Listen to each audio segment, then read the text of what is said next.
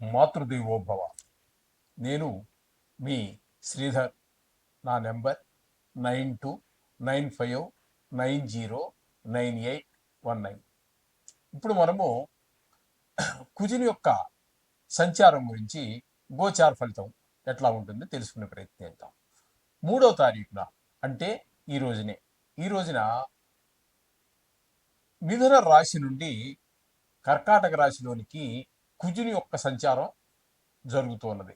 కాబట్టి ఇక్కడ కొంతకాలం అంటే 7వ తారీఖు 6వ నెల 2025 వరకు ఇక్కడ సింహరాశిలో ప్రవేశిస్తూ ఉన్నారు. అంటే 6వ తారీఖు 6వ నెల 2024 వరకు ఇక్కడ కుజుడు ఉండడం జరుగుతుంది. అయితే ఈ కర్కాటక రాశిలో సంచారం వలన ఏ రాశుల వారికి ఏ ఫలితాలు ఉంటాయి కుజుని యొక్క సంచారం వల్ల అనేటటువంటిది మనం సశాస్త్రీయమైన పద్ధతిలో తెలుసుకునేటువంటి ప్రయత్నం చేద్దాము. దీంట్లో అతిశయక్తులు ఏమీ ఉండవండి. నా పైత్యం కానీ, నా కవిత్వం కానీ, నా ఆలోచనలు కానీ దేనికి మీకు ఇందులో చూపించడం జరగదు. యథార్థం ఎంతవరకు ఉందో అంతవరకే చెప్పచ్చు. అలా అని చెప్పి మిమ్మల్ని భయభ్రాంతులు చేసేసి డబ్బులు ఖర్చు పెట్టించే ప్రయత్నం ఉండదు. దీనివల్ల శాస్త్రం ఎంతవరకు చెప్పింది అంతవరకు చెప్పడమే జరుగుతుంది.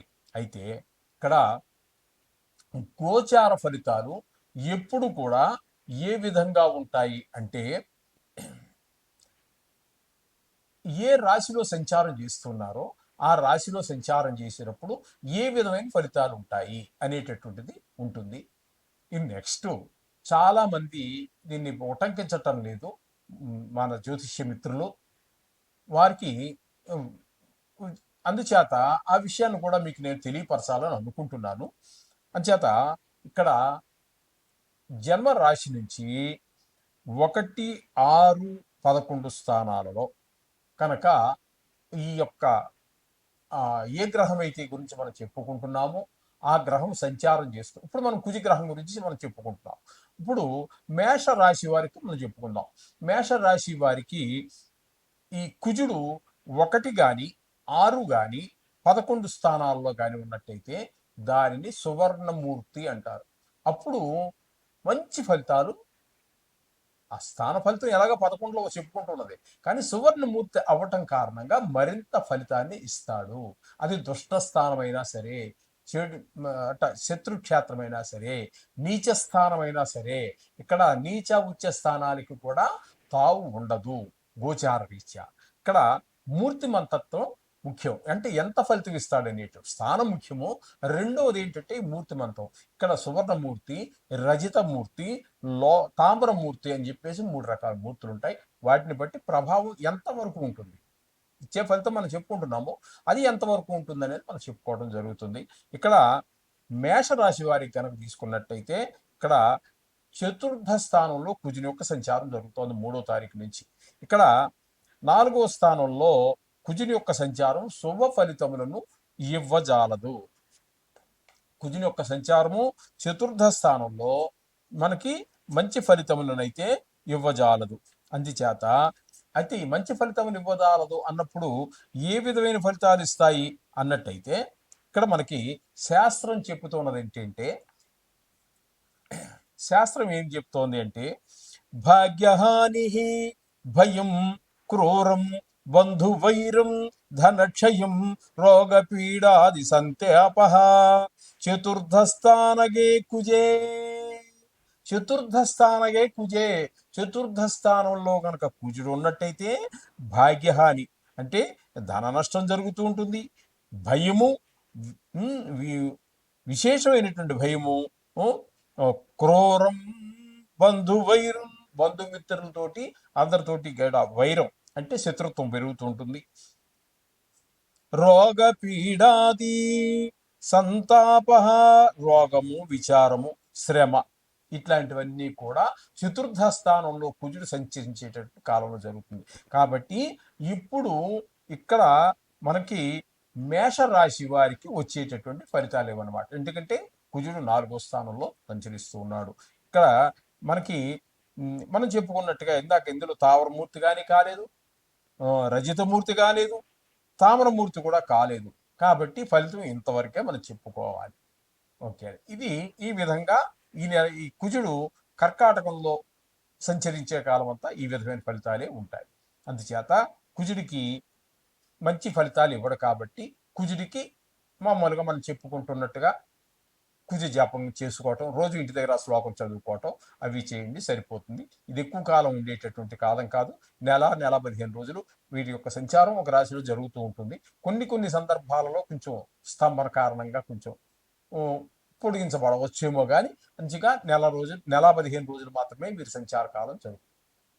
ఆ విధంగా మీరు ఆ శ్లోకం కానీ గాయత్రి కానీ దీనికి సంబంధించి ఏదైనా చేసుకున్నట్టయితే మీకు చాలా మంచిది.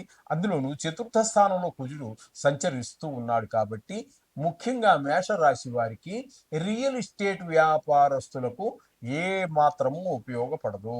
అలాగే విద్యార్థులకి కూడా విద్య మీద శ్రద్ధ తగ్గుతూ ఉంటుంది. ఇకపోతే 4వ స్థానం కాబట్టి ఇక్కడ సుఖాలన్నీ కొంచెం దూరం అయ్యేటువంటి అవకాశం ఉంటుంది. అంటే మనం ఈ సొంత ఇల్లు ఉంది ఆనందం అనిపిస్తుంటాం, ఎందుకనో మరి దాని మీద లోన్ మరి కట్టలేదని నోటీస్ రావటం, ఏదైతే ఏమి కారు ఉంది కారు మీద మనం మళ్ళీ ఈ నెలలో ఇన్సూరెన్స్ కట్టడం, ఇట్లాంటివి ఏమైనా జరగటం కారణంగా ఆ సౌఖ్యాన్ని మనం కోల్పోవటం జరుగుతూ ఉంటుంది. ఈ విధమైన ఫలితాలన్నీ మేషరాశి వారికి కుజుడు కర్కాటకంలో ప్రవేశించిన కారణంగా వచ్చేటువంటి ఫలితాలు. శోభం భూయాత్. మీనరాశి వారికి 3వ తారీఖు ఏప్రిల్ నెల 2025 నుండి కర్కాటక రాశిలో కుజుని యొక్క సంచారం జరుగుతున్నది.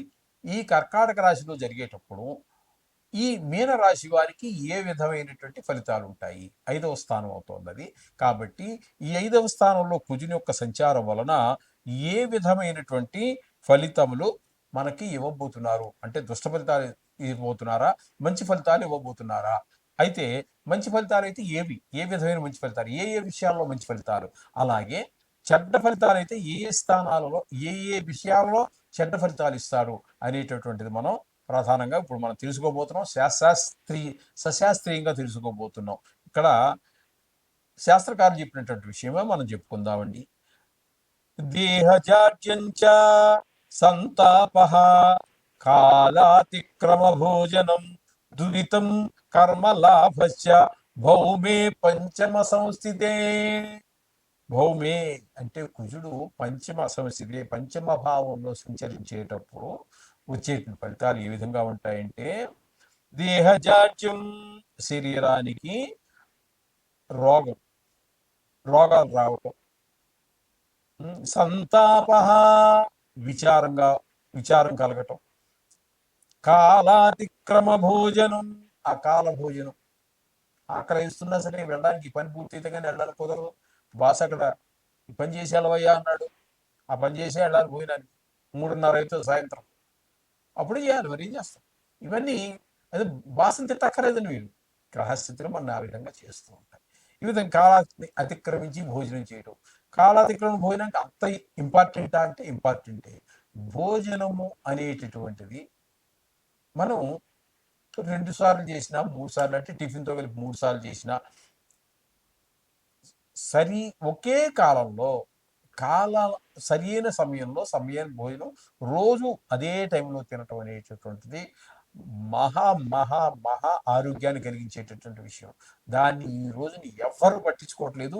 ఏ డాక్టర్ చెప్పట్లేదు. టైం తినవయ్యా అంటాడు ఎవడో ముసలోడు అయిపోయాక, 60 ఏళ్ళో 70 ఏళ్ళు వచ్చి రిటైర్ అయిపోయాక ఒకే టైం. అప్పుడే పాపం వాడి టైం కూడా అంతకుముందు సంపాదన కోసం, ఈ భార్యా బిడ్డల్ని పోషించుకోవడం కోసం, ఉదర పోషణార్థం పరిగెత్తాలి.